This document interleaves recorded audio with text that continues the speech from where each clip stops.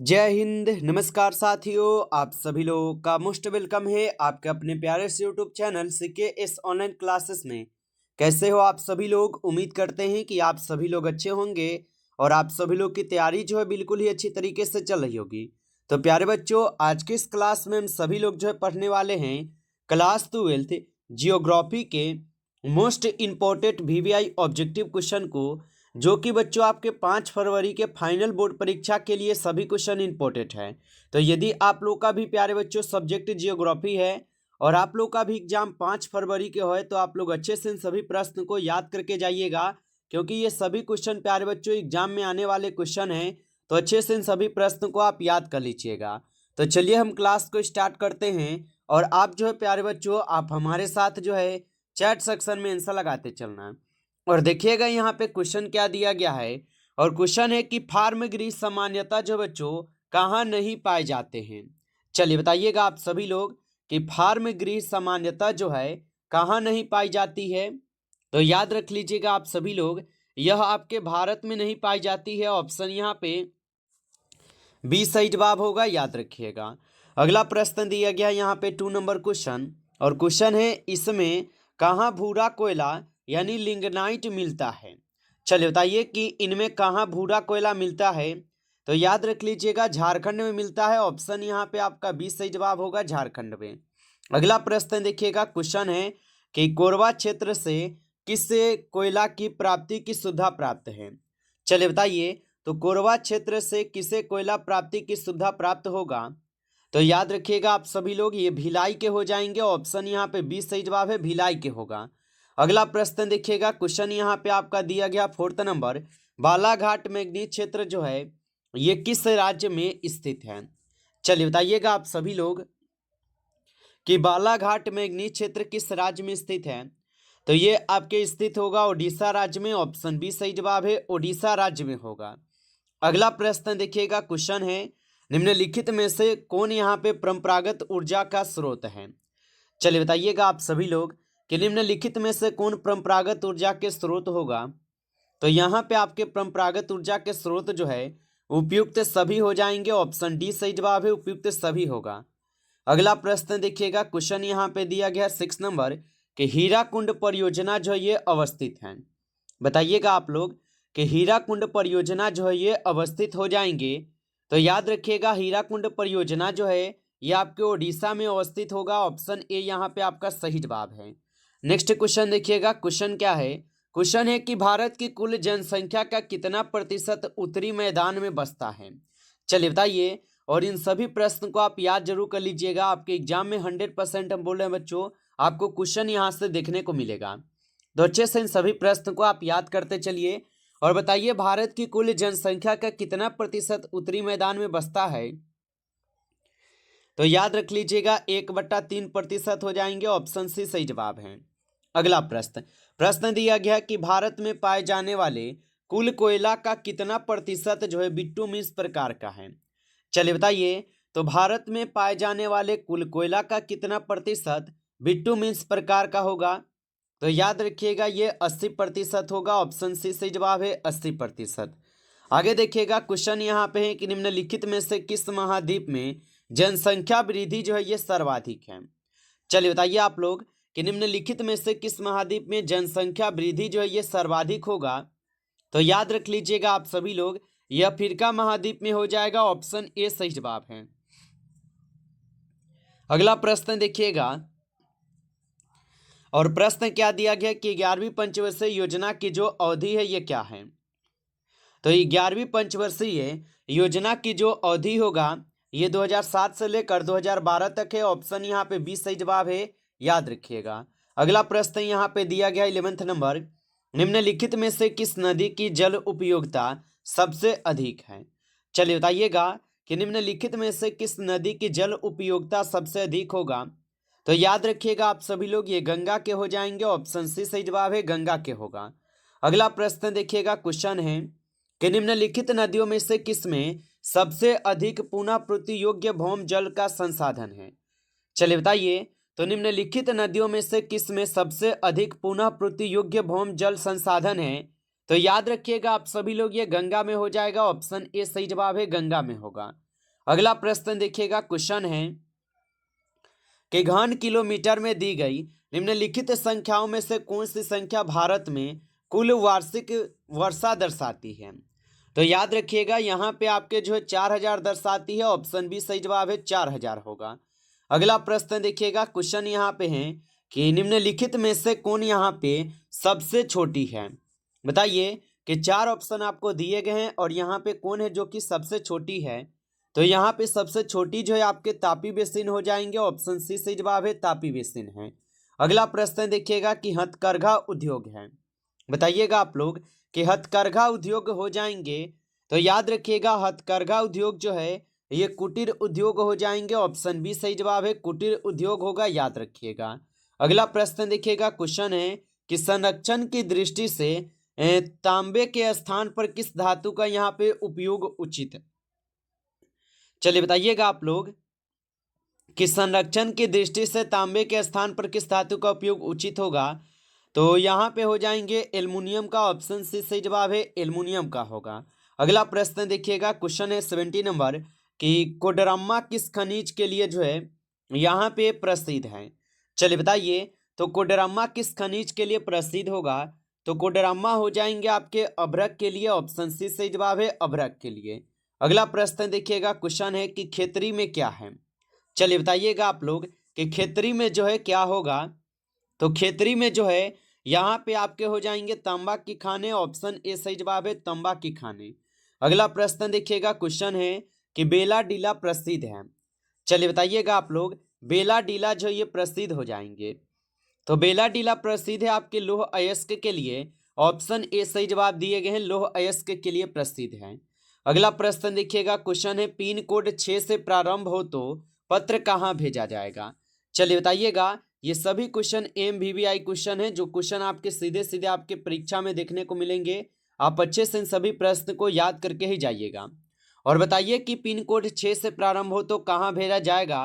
तो आप याद रखना ये केरल में भेजे जाएंगे, ऑप्शन यहाँ पे आप बी लगाए हैं तो सही जवाब है। अगला प्रश्न देखिएगा, क्वेश्चन है कि नागपुर योजना किस परिवहन से संबंधित है। चलिए बताइए साथियों, तो नागपुर योजना जो है ये हो जाएंगे आपके किस परिवहन से संबंधित। तो ये आपके सड़क परिवहन से संबंधित है, ऑप्शन बी सही जवाब है, सड़क परिवहन। अगला प्रश्न देखिएगा, क्वेश्चन है कि मध्य पूर्व रेलवे का जो मुख्यालय ये कहाँ है। चलिए बताइए, तो मध्य पूर्व रेलवे का जो मुख्यालय होगा ये आप सभी लोग का हाजीपुर में हो जाएगा, ऑप्शन डी सही जवाब है, हाजीपुर में होगा। अगला प्रश्न देखिएगा, क्वेश्चन है कि पारादीप बंदरगाह जो ये किस राज्य में है। चलिए बताइएगा आप लोग कि पारादीप बंदरगाह किस राज्य में है। तो याद रखिएगा पारादीप बंदरगाह जो है ये आपके उड़ीसा में हो जाएगा, ऑप्शन बी सही जवाब है, उड़ीसा में होगा, याद रखेंगे। अगला प्रश्न यहाँ पे है, निम्नांकित में से कौन सा उद्योग है जो कि कृषि पर आधारित नहीं है। चलिए बताइए, तो निम्नांकित में से कौन सा उद्योग है जो कि कृषि पर आधारित नहीं है। तो सीमेंट उद्योग जो है ये कृषि पर आधारित उद्योग नहीं है, ऑप्शन ए सही जवाब है। अगला प्रश्न देखिएगा कि विजयनगर इस्पात केंद्र जो है ये किस राज्य में अवस्थित है। चलिए बताइए, तो विजयनगर इस्पात केंद्र किस राज्य में अवस्थित होगा। तो ये आपके कर्नाटक राज्य में है, ऑप्शन ए सही जवाब है, कर्नाटक में होगा। अगला प्रश्न देखिएगा, क्वेश्चन है कि निम्न में से कौन यहाँ पे बगाती कृषि नहीं है। चलिए बताइएगा आप लोग कि निम्न में से कौन है जो कि बगाती कृषि नहीं है। तो आप याद रख लीजिएगा यहाँ पे आपके जो मक्का दी गई है बगाती कृषि नहीं है, ऑप्शन डी सही जवाब होगा, याद रखिएगा। चलिए आगे देखिएगा, प्रश्न यहाँ पे है कि ब्राजील में कॉफी बागान को क्या कहा जाता है। चलिए बताइएगा कि ब्राजील में कॉफी बागान को क्या कहा जाता है। तो याद रखिएगा ब्राजील में कॉफी बागान को यहाँ पे फेजेंडा बोला जाता है, ऑप्शन ए सही जवाब है, फेजेंडा। अगला प्रश्न देखिएगा, क्वेश्चन है पशुपालन का महत्वपूर्ण स्थान जो है साथियों होता है। तो पशुपालन का महत्वपूर्ण स्थान जो है साथियों होता है तो ये आपके मिश्रित कृषि में होती है, ऑप्शन डी सही जवाब है, मिश्रित कृषि में। अगला प्रश्न देखिएगा, क्वेश्चन है विस्तृत वाणिज्य अनाज कृषि में डैश है, बताइए। तो विस्तृत वाणिज्य अनाज कृषि में जो है यहाँ पे आपके प्रति व्यक्ति उत्पादन कम होता है, ऑप्शन ए हो जाएगा यहाँ पे आपका सही जवाब, याद रखेंगे। अगला प्रश्न है यहाँ पे कि निम्नलिखित आर्थिक क्रियाओं में से कौन है जो कि जनजातियों से संबंधित है। चलिए बताइए, और बच्चों आप लाइक नहीं किए होंगे इस क्लास को, तो आप इस क्लास को एक बार ज़्यादा से ज़्यादा आप लाइक कर लेना। नए हो चैनल पे तो आप चैनल को भी सब्सक्राइब करके जुड़ जाइए, ताकि जब भी क्लास स्टार्ट करूँ तुरंत नोटिफिकेशन आपके पास जो है पहुँच सके। तो आप इस चैनल को सब्सक्राइब कर लीजिएगा, और नए हो तो एक बार कमेंट में आइए न्यू स्टूडेंट्स जरूर लिख के आप बताएंगे। और बताइए निम्नलिखित आर्थिक क्रियाओं में से कौन सी है जो कि जनजातियों से संबंधित है। तो यहाँ पे आप सही जवाब जो है ऑप्शन यहाँ पे कीजिएगा, प्राथमिक होगा। ऑप्शन ए सही जवाब होगा। अगला प्रश्न देखिएगा, क्वेश्चन है अंगूर की खेती जो है साथियों ये कहा जाता है। तो अंगूर की खेती को क्या कहा जाता है। तो अंगूर की जो खेती होती है ये बीटी कल्चर कहलाती है। ऑप्शन ए सही जवाब है, बीटी कल्चर होगा। आगे देखिए प्रश्न यहाँ पे दिया गया, निम्नलिखित में से कौन रोपण फसल है। चलिए बताइएगा कि निम्नलिखित में से यहाँ पे कौन है जो कि रोपण फसल है। तो यहाँ पे रोपण फसल कोको हो जाएगा। ऑप्शन यहाँ पे बी कीजिएगा, सही जवाब कोको हो जाएगा। चलिए आगे देखिए प्रश्न यहाँ पे है कि सहकारी कृषि जो है ये अधिक सफल रही है। चलिए बताइए, तो सहकारी कृषि जो ये अधिक सफल रही है, तो ये अधिक सफल डेनमार्क में रही है। ऑप्शन बी सही जवाब है, डेनमार्क में होगा। आगे देखिएगा साथियों प्रश्न है कि निम्नलिखित में से कौन एक रेशेदार फसल नहीं है। चलिए बताइए, तो निम्नलिखित में से कौन है जो कि एक रेशेदार फसल नहीं है। तो आप याद रख लीजिएगा कॉफी। कॉफी जो है ये आपका रेशेदार फसल नहीं है। ऑप्शन डी सही जवाब है। अगला प्रश्न है निम्न में से कौन है जो कि जूट उत्पादक राज्य है। चलिए बताइए, तो निम्न में से कौन है जो कि जूट उत्पादक राज्य होगा। तो जूट उत्पादक राज्य यहाँ पे आपके असम हो जाएगा। ऑप्शन सी सही जवाब है, असम होगा। अगला प्रश्न देखिएगा, रबी फसल की बुआई जो है साथियों कब होती है। चलिए बताइए साथियों, तो रबी फसल की जो बुआई होती है साथियों यह कब होती है। तो याद रखिएगा रबी फसल की बुआई होती है साथियों आपके अक्टूबर नवंबर में। ऑप्शन ए सही जवाब है, अक्टूबर नवंबर में। अगला प्रश्न देखेंगे, क्वेश्चन है गेहूं फसल जो है साथियों ये उदाहरण है। चलिए बताइए, तो गेहूं फसल जो है साथियों ये किसका उदाहरण होगा। तो गेहूं फसल जो ये रबी का उदाहरण हो जाएगा। ऑप्शन ए सही जवाब है, रबी का होगा। अगला प्रश्न देखेंगे कि निम्न में से किसमें टैनिन पाई जाती है। चलिए बताइए साथियों, तो निम्न में से किसमें टैनिन पाई जाती है। तो याद रखेंगे चाय में जो है साथियों टैनिन पाई जाती है। ऑप्शन ए सही जवाब है। अगला प्रश्न दिया गया कि राज्य की संख्या का उच्चतम अनुपात गरीबी रेखा के नीचे है। तो राज्यों की संख्या का जो उच्चतम अनुपात है गरीबी रेखा के नीचे कौन सा राज्य है। तो आप बताएंगे साथियों ये अपना बिहार ही हो जाएगा। ऑप्शन यहाँ पे बी सही जवाब है, याद रखेंगे। अगला प्रश्न देखिए, प्रश्न है कि मानव विकास सूचकांक 2005 के संदर्भ में विश्व के देशों में भारत को निम्नलिखित में से कौन सी कोटि थी। चलिए बताइए साथियों, तो मानव विकास सूचकांक 2005 के संदर्भ में विश्व के देशों में भारत को निम्नलिखित में से कौन सी कोटि थी। तो आप बताएंगे यहाँ पे 127वां कोटि था। ऑप्शन यहाँ पे बी सही जवाब है। अगला प्रश्न देखिएगा, क्वेश्चन है कि मानव विकास सूचकांक में भारत के निम्नलिखित राज्यों में से किसकी कोटि उच्चतम है। चलिए बताइए, तो मानव विकास सूचकांक में भारत के निम्नलिखित राज्यों में से किसकी कोटि उच्चतम होगा। तो केरल के हो जाएगा। ऑप्शन यहाँ पे बी सही जवाब है, केरल हो जाएगा। आगे देखिएगा प्रश्न यहाँ पे दिया गया है कि चेन्नई पतन जो है ये किस प्रकार का पतन है। चलिए बताइए, तो चेन्नई पतन जो है ये कृत्रिम पतन हो जाएंगे। ऑप्शन ए सही जवाब है। अगला प्रश्न है कि भारत के आयात व्यापार का सर्वप्रमुख पदार्थ है। तो भारत के जो आयात व्यापार का सर्वप्रमुख पदार्थ है ये कौन सा होगा। तो ये पेट्रोलियम पदार्थ होगा। ऑप्शन बी कीजिएगा, सही जवाब। आगे देखिएगा प्रश्न यहाँ पे है, भारत एक सदस्य है। चलिए बताइए, तो भारत जो है एक सदस्य हो जाएगा किसका। तो भारत एक सदस्य है साप्टा का। ऑप्शन ए सही जवाब है, साप्टा का हो जाएगा। अगला प्रश्न देखिएगा कि भारतीय कहवा का सबसे बड़ा ग्राहक है। तो भारतीय कहवा का सबसे बड़ा ग्राहक अगर देखा जाए तो यहाँ पे आपके इटली होगा। ऑप्शन ए सही जवाब है, इटली हो जाएगा। अगला प्रश्न देखेंगे, क्वेश्चन है भारत का सबसे कम आयात होता है।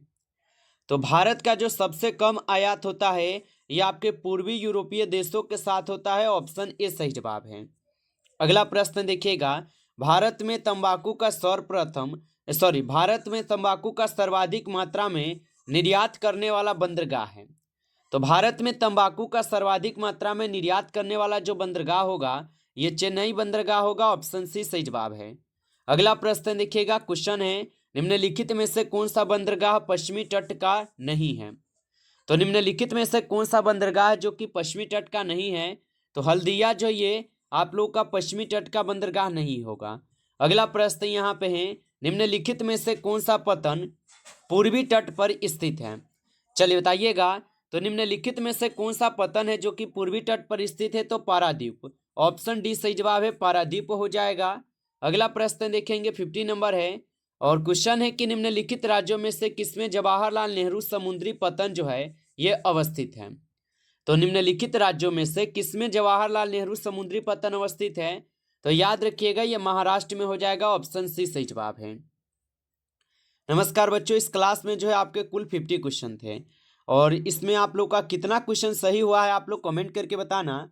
और बच्चों यदि आपको क्लास अच्छा लगा हो तो आप लाइक जरूर कर लेना, नए हो चैनल पे तो सब्सक्राइब भी कर लेना, ताकि जब भी क्लास स्टार्ट हो तुरंत नोटिफिकेशन आपके पास जो है पहुंच सके। तो आप इस चैनल को सब्सक्राइब जरूर कर लीजिएगा। चलिए फिर मिलते हैं आपसे नेक्स्ट टॉपिक के साथ बच्चों नेक्स्ट क्लास में। तब तक के लिए सभी प्यारे बच्चों को टेक केयर, अच्छी तरीके से तैयारी करते रहेंगे।